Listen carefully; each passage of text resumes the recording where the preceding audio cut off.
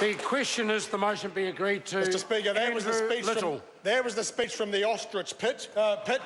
This is a Minister of Finance who has willfully and obediently turned his eye away from what's happening in New Zealand.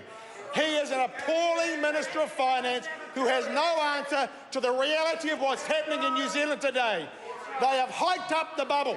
They've blown up the bubble as big as it can go, given all the signals to the farmers and the banks to throw money at the dairy sector, concessions on water, subsidies for water, no involvement in managing the environment.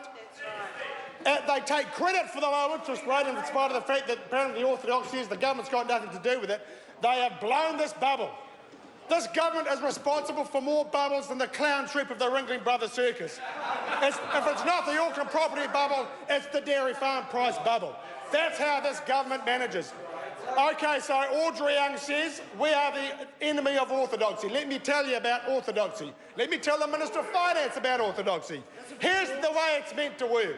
The reason we have a central bank called the Reserve Bank, the reason we have a thing called the OCR, is that when economic conditions demand it, they tweak interest rates. They put them up if they want to dampen the economy, they put it down if they want a bit of stimulus. Right now the Reserve Bank is telling the world and us our economy is faltering.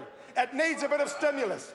So it has sent that signal last week, way beyond expectations, way ahead of expectations. Tick it down a little bit, because the economy needs a bit of help. The farmers are in trouble. Working New Zealanders are in trouble. The small business sector is in trouble.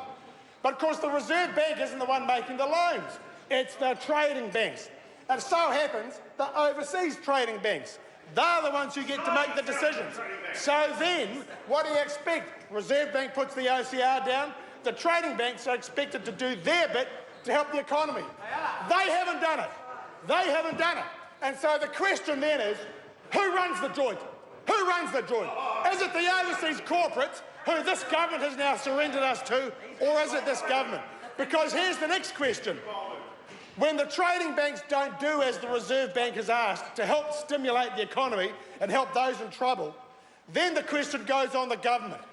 What are you going to do about it? But most importantly, whose side are you on? Whose side are you on?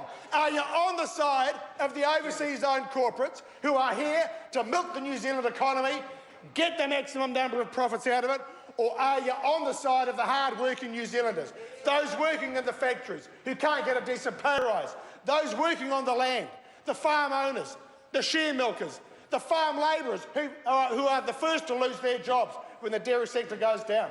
What about the contractors who ran out of work last season and now are desperate to find work this season? All those who are put out of work and whose livelihoods are under threat because of what's happening in the dairy sector. What about the 100,000 small businesses that NYOB have found as a consequence? What does the government do? Stand on the sidelines. It's not orthodox. Sorry. I pushed the button by mistake. The member has another... Sorry. The member has another minute and a half. Oh, my God. Don't worry. And there's more. But wait, there's more. And wait, there's more. They stand on the sidelines. Well, not the Labor government. Not the Labor government. We stand on the side.